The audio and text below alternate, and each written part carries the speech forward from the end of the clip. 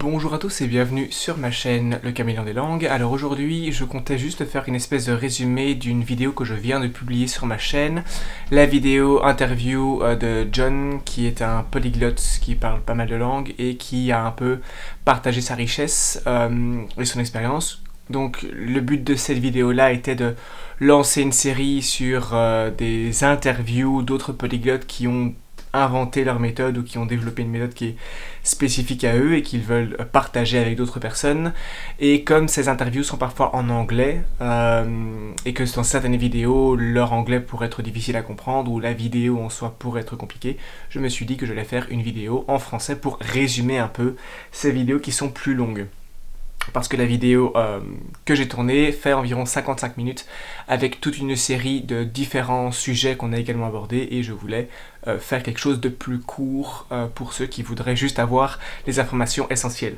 Donc on a commencé avec une explication de qui est la personne que j'interviewais, donc John qui est un Américain qui apprend des langues depuis quelques années et qui est assez hardcore, donc qui étudie énormément. Alors, la méthode qu'il voulait présenter, c'est la méthode immersive. Alors, vous allez me dire, ah, mais l'immersion, on sait ce que c'est. À vrai dire, tout le monde ne sait pas ce qu'est une méthode immersive à la maison. Donc, l'immersion normale, consiste à être dans le pays où la langue cible est parlée et d'entendre la langue cible un maximum, de devoir l'employer avec les locaux, ainsi que d'éventuellement lire des journaux, lire des bouquins, regarder le journal, etc. Faire toute une série de choses avec la langue cible.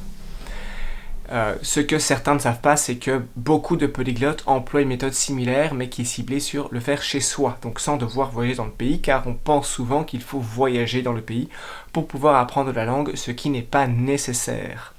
Alors sa méthode, c'est donc de créer une immersion chez lui, à savoir, il va écouter la langue qu'il étudie un maximum et il va tenter de la mettre en application. Il va tenter de parler autant que possible tout seul, donc de se faire des monologues ou plutôt que de penser dans sa langue maternelle, il va penser dans la langue cible. Donc il va tenter d'écouter des podcasts, de regarder la télévision, de lire des articles, de lire des bouquins, de regarder des vidéos, de communiquer avec des natifs via internet, etc., etc. Donc il va tâcher d'employer ces langues ou la langue cible qu'il a à ce moment-là un maximum. Donc ça c'est l'explication globale. Alors ensuite je lui ai parlé un peu de la relation entre ce qu'on appelle l'input et l'output.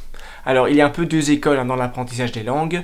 Il y a l'input-based learning qui veut dire qu'on va se baser sur de l'input, sur ce qui rentre dans les oreilles ou dans la tête, à savoir on va lire un maximum, écouter un maximum afin que la langue rentre naturellement comme c'est le cas pour les bébés, les enfants qui apprennent à force d'écouter et qui n'apprennent pas spécialement via la grammaire. Donc ça c'est l'input-based. L'output-based learning, c'est l'apprentissage qui est fait sur base de ce qu'on produit, à savoir automatiser les connexions neuronales en utilisant les points de grammaire et le vocabulaire qu'on a appris récemment. C'est une méthode qui peut s'employer à tous les niveaux, même quand on est un débutant total. Certains polyglottes parlent de la méthode Speak from Day One, parler à partir du premier jour. Certains polyglottes comme Ben et Lewis sont de grands défenseurs de cette méthode. Et donc j'ai demandé à John comment il fait, s'il produit beaucoup, car lui il jure que par le fait de penser dans la langue cible, quel que soit le niveau. Mais qu'en est-il de l'input ? Eh bien il me dit l'input est également très important, parce que c'est cet input en fait qui va permettre d'automatiser les structures de grammaire dans la tête. Il ne cherche pas à étudier de la grammaire, il n'est pas spécialement intéressé par ça, et donc il va tenter d'écouter énormément la langue, afin que les structures de grammaire, les structures de phrases qui sont très fréquemment utilisées, soient petit à petit automatisées de manière inconsciente dans la tête.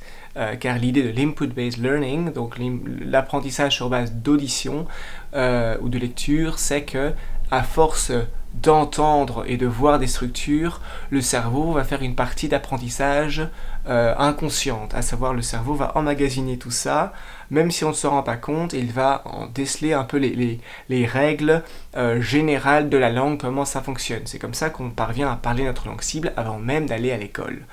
Donc lui, il se centre sur cette idée d'input-based pour que le cerveau puisse emmagasiner la grammaire et le vocabulaire suite au contexte, et ensuite il va produire ce langage afin d'automatiser, d'entraîner les connexions neuronales pour qu'il puisse parler de manière plus fluide. Donc il dit qu'il emploie les deux. Alors ensuite, on a parlé du feeling attracted to the language and passion to get far. Donc pour lui, il est extrêmement important de se sentir attiré par la langue, d'avoir une passion, une motivation pour apprendre la langue cible. Donc il ne va pas apprendre une langue juste parce qu'il doit étudier pour l'école, non. Lui, il doit choisir une langue qui lui parle, un peu comme la baguette qui choisit son sorcier dans Harry Potter. Donc il va s'intéresser à une langue qui est importante pour lui, qui va vraiment lui donner envie d'aller plus loin, qu'il aime bien écouter, qu'il aime bien lire, et donc ça va donc le motiver à passer plus de temps avec la langue. Je lui ai demandé ensuite comment est-ce qu'il faisait pour maintenir toutes les langues qu'il parle, alors qu'il apprend déjà d'autres langues via sa méthode. Parce que maintenir des langues, ça demande beaucoup de temps, je pense que tout le monde le sait, mais apprendre une langue demande aussi du temps. Alors comment faire, surtout quand on a un grand nombre de langues, pour éviter de les oublier, tout en gardant du temps pour apprendre la nouvelle langue cible qu'il a. Il m'a dit que chaque langue fait partie d'une famille de langues, à savoir l'espagnol, le français, l'italien, le portugais, le roumain, le catalan et j'en passe, sont des langues romanes qui vont partager toute une série de points de grammaire ou de mots de vocabulaire, de structure de phrases. Si on prend d'autres langues comme l'allemand, le néerlandais, l'anglais, le norvégien, le suédois, etc., ce sont des langues germaniques qui vont partager des choses en commun.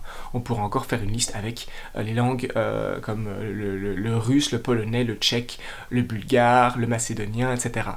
Toutes ces langues font partie de familles qui vont partager des caractéristiques en commune. Et donc, ce qu'il dit, c'est qu'en apprenant toute une série de langues d'une même famille, eh bien, il va pouvoir plus facilement les maintenir ensemble et donc il aura moins de difficultés à les maintenir séparément. Donc, le fait d'avoir un bon niveau dans une certaine langue va lui permettre de garder fraîches toutes les langues partageant ces mêmes caractéristiques en ayant moins de soucis pour donc les maintenir toutes. Puisque donc une langue va maintenir une autre. Par exemple, une bonne connaissance de l'allemand permet de maintenir des connaissances plus faibles en néerlandais. On pourrait aussi faire cet exemple avec le portugais et l'espagnol, le néerlandais et le afrikaans, et il y a sûrement encore d'autres exemples que je n'ai pas en tête. Donc il me dit qu'il arrive à maintenir ces langues parce que chaque langue a des caractéristiques en commun avec d'autres, et donc il ne doit pas maintenir un grand nombre de langues car elles se maintiennent mutuellement en fait. Donc là, il ne doit pas passer 3 heures pour maintenir toutes ces langues. Alors, je lui ai demandé, mais pour la partie active, est-ce que tu gardes un dictionnaire ouvert avec toi tout le temps ? Eh bien, il a dit que oui. Donc, il va tenter en fait de décrire tout ce qui se passe autour de lui, tout ce qu'il voit. Il a donné l'exemple dans la vidéo du fait d'aller en voiture, il parle des freins, du pneu, de la carrosserie, etc. Il va donc chercher à connaître autant de mots que possible par rapport à son environnement proche. Donc oui, il doit garder un dictionnaire à portée tout le temps afin de traduire tous les mots qu'il rencontre et à force, il va donc emmagasiner ces mots de vocabulaire. Donc ensuite on a parlé de comment est-ce qu'il mémorisait le vocabulaire, donc le fait de revoir ces mots régulièrement. La relation entre l'input et l'output, on en a déjà parlé. Et puis certaines choses comme, en fait, tant qu'on n'abandonne pas, on ne peut pas en fait rater. Puisqu'on parle des gens qui ont parfois du mal, etc. Et qui abandonnent, ça arrive. En fait, tant qu'on n'abandonne pas l'apprentissage, on ne peut pas échouer. C'est aussi simple que ça. Tant qu'on est en contact avec la langue et qu'on essaye et qu'on la pratique, l'amélioration arrive tôt ou tard car le cerveau est fait pour apprendre des langues. On a d'ailleurs tous appris notre langue maternelle. Alors, on a parlé ensuite du fait que acquiring a language is an unconscious process. Donc, apprendre une langue, acquérir une langue est un processus inconscient. À savoir, le cerveau va acquérir naturellement la langue de manière inconsciente. Et de manière naturelle, c'est comme ça qu'on a appris notre langue maternelle. Donc à force d'avoir un contact avec la langue, et ça c'est un peu l'idée du Comprehensible Input Hypothesis de Stephen Krashen, c'est à force d'avoir un contact compréhensible avec la langue et d'être en contact avec la langue que la grammaire va petit à petit se loger dans notre cerveau de manière inconsciente pour qu'on puisse l'employer sans nécessairement penser à tous ces points de grammaire. On a ensuite parlé de Take your time, interest can rise later, puisque parfois, eh bien, on remarque qu'on a des blocages et on n'arrive pas à apprendre à mémoriser.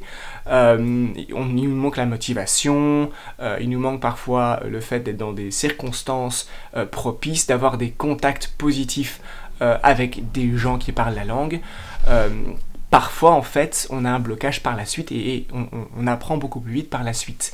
Ça dépend un peu de chacun. Mais donc, si vous avez passé des années à apprendre une langue sans succès, ça ne veut pas dire que vous n'êtes pas capable. Ça veut dire qu'il y a peut-être un blocage psychologique, ça a été mon cas, et que ça peut se débloquer par la suite. Il n'y a pas d'âge pour apprendre une langue. Vous pouvez très bien apprendre une langue très tard dans la vie. Tout le monde en est capable, en fait. Mais parfois, ça prend un peu de temps pour qu'on découvre quelle est sa méthode d'apprentissage, parce que chaque cerveau est différent. Et puis on a clôturé cette vidéo en parlant de l'entraide mutuelle dans les communautés de polyglottes. Que vous soyez un polyglotte accompli, ceux qui me regardent, ou que vous soyez une personne qui cherche simplement des conseils pour apprendre une langue, il y a énormément de groupes d'entraide. Et dans ces groupes d'entraide, il y a des gens qui parlent une seule langue et qui apprennent leur première langue étrangère, d'autres personnes qui en parlent 10, 20, 30. Il n'y a pas de condition pour rejoindre une communauté de polyglottes ou un groupe sur Facebook, sur Instagram, sur que sais-je, à participer à une conférence de polyglottes.